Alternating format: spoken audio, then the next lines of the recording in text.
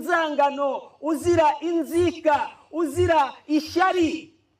Umwemeramana ntabwo agomba kugira mu mutima izo ndwara zose zibasiriye imitima yacu. Agomba kuba mu mutima we hera, umutima ukeye. Izo zose ntazirimo. Intumwa y'Imana iti muramenye nimuzagirane inzangano hagati yanyu. Wala tahasadu, muramenye nimuzagirirane ishyari. Ishyari ni ikintu kibi kidakwiye umwemeramana. Ishyari ni ikintu gishobora gutuma umuntu yica mugenzi we, ni gishobora gutuma umuntu aroga mugenzi we, ni gituma umuntu agirira nabi mugenzi we kuko atifuza yuko ingabire n'ikiza afite yagihorana. Iryo shyari ni uburwayi bukomeye cyane. Umwemeramana agomba kuba agendera kure, akirinda ko ryafata umwanya mu mutima we, karyirukana karivanamo. Ikiryirukana nta kindi takwa Allah, gutinya Imana. Ntabwo bishobora kubana n'ishyari mu mutima wawe. Kwibuka Imana ntabwo byaturana n'ishyari mu mutima wawe. Iyo Imana ije mu mutima wawe igaturamo, ugahora uyitekereza, ubwo icyo gihe wirukanira kure ubwo burwayi bwose. Ishyari, inzangano, ivangura, ibitekerezo byose bipfuye ntabwo bishobora gufata umwanya mu mutima wawe ufitemo Allah subhanahu wa ta'ala. Intumwa y'Imana iti wakunu ibadallahi ikhwana, ngo kandi muramenye muzabe abagaragu b'Imana ariko mubikore mu kivandimwe. Idini y'Ubuislamu ntabwo ari idini yo kuba nyamwigendaho, ntabwo ari idini ya buri wese ku giti cye, ni idini idushyira hamwe. Iyo niyo nyigisho ya mbere y'intumwa y'Imana Muhammad sallallahu alayhi wa sallam, aho isoza ivuga iti wala yahillu limu'minin an yahjura akhahu fawqa thalathin yaltaqiyani fayuridu hadha wa yuridu hadha wa khayruhuma alladhi yabda'u bisalami. Intumwa y'Imana iti ngo ntago biziruwe, ntago byemewe. Ubwo niba bitaziruwe biraziririjwe, ntago ari halal. Ubwo niba atari halal ni haram, nicyo bivuga. Intumwa y'Imana ivuze ngo ibi ntago biziruwe, ubwo bitubwira ko ni ikizira gukora ibyo bintu. Intumwa y'Imana iti rero ni ikizira kumwemeramana kumara iminsi 3 atavugana na mugenzi we bagiranye ikibazo. Bavandimwe bayisilamukazi, buri wese nafata amasegonda makeya yisuzume hagati ye na bagenzi be ikibazo bafitanye niba kitararengeje iminsi 3. Niba cyarayirengeje mutagikemuye, muticaye ngo mugisubireho, mwiyunge, musubirane bwa buvandimwe n'ubumwe bwanyu, ubwo icyo gihe mwamaze kujya mu murongo utukura hakurikijwe izi nyigisho z'intumwa y'Imana Muhammad sallallahu alayhi wa sallam. Ngo mwamaze guta umurongo, mwamaze guca ukubiri n'inyigisho z'idini. Idini Imana yaduhaye gusa nyirantarengwa y'iminsi 3.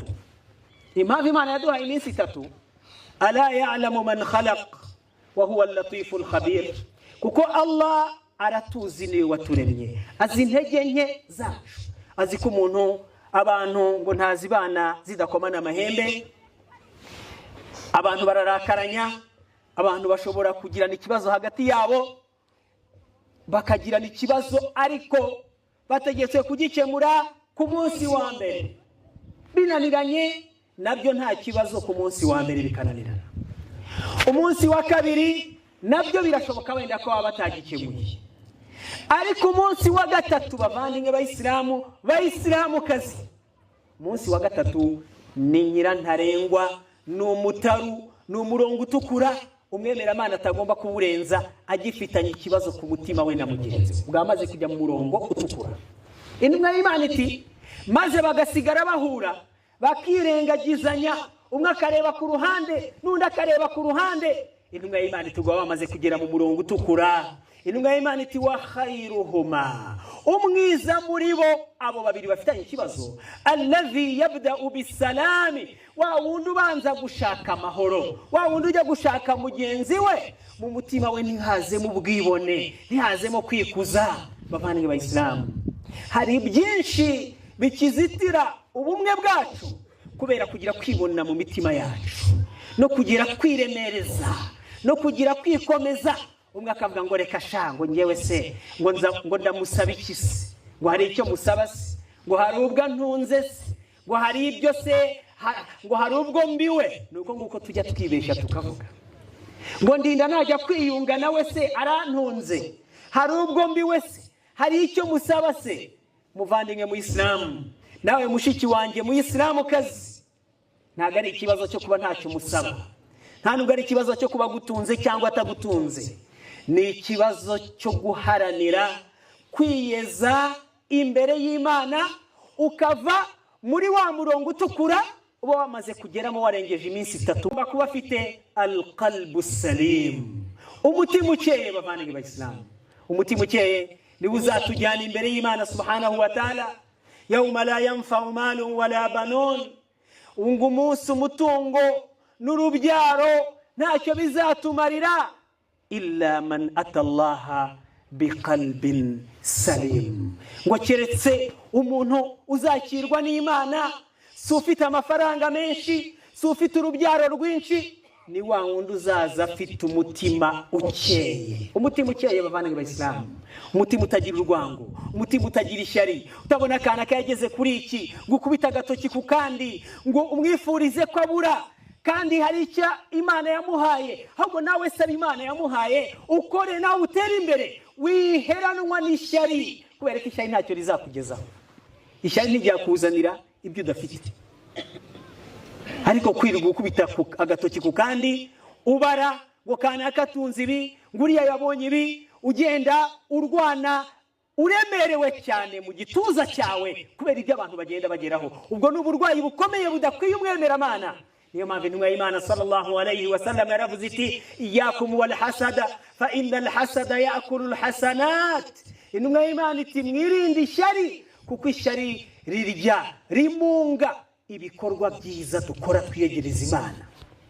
Iswala, zaka, gusiba, gutanga amaturo n'ibindi, ibyo bikorwa byiza dukora, iyo ufite ishyari riraza rikabyangiza rikabimunga.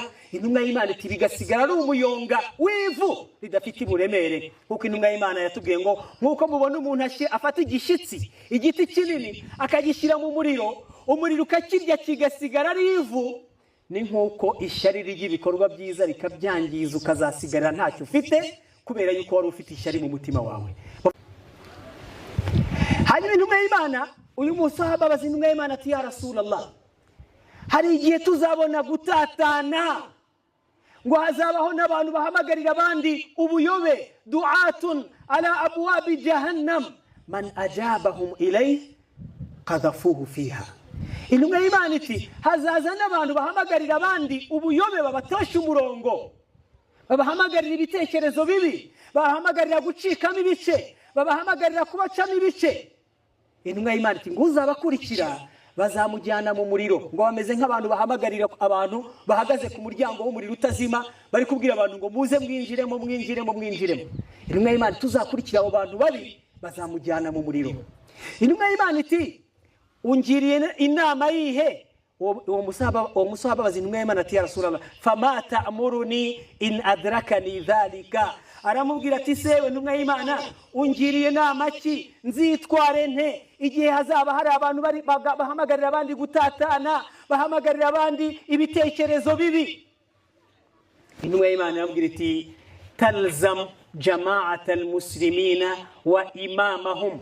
Intumwa y'Imana iti uzafate ukomeze, ushikame, ukomere kuri ya mbaga y'abayisilamu bari hamwe, ujye hamwe nabo, mwishyire hamwe, mwubake ubumwe bwacu, wa imamahum, ndetse n'umuyobozi wabo.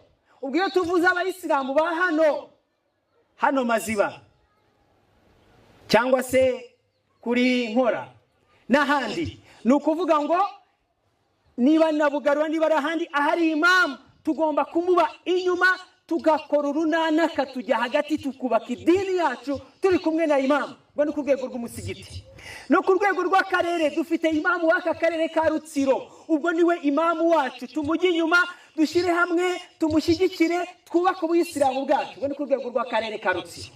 Ku rwego rw'intara y'Uburengerazuba dufite imamu w'intara, tumujye inyuma n'abamufasha, tubumvire, nabo batujye imbere, batuyobore mu byiza, twubake idini yacu, tunatanga umusanzu mu kubaka igihugu cyacu. Ubwo ni imamu w'intara. hanyuma ku rwego rw'igihugu dufite ubuyobozi, dufite mufuti wungirije n'ababafasha mu mirimo yabo. Ubwo nabo tubajya inyuma, tubashyigikire muri gahunda nziza baduhamagarira, twubake idini yacu, twubake igihugu cyacu. Ubwo nicyo bita ngo talzamu